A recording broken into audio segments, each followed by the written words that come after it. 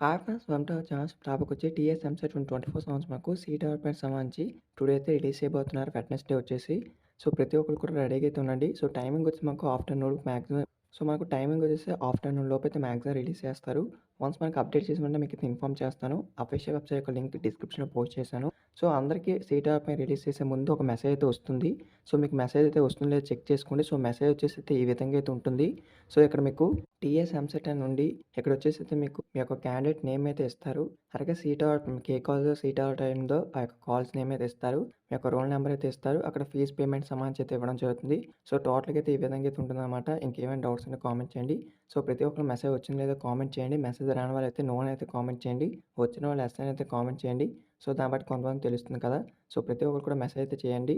So, మీకు ఏదైతే కౌన్సెలింగ్‌లో number అయితే ఇస్తారో ఆ యొక్క నంబర్‌కైతే ఒక ఎస్ఎంఎస్ అయితే వస్తుందన్నమాట. నార్మల్ మెసేజ్ అనేది. సో, ప్రతి ఒక్కరు కూడా మీరు ఏదైతే కౌన్సెలింగ్ నంబర్ ఇచ్చారో ఆ యొక్క నంబర్‌లో చెక్ చేసుకోండి.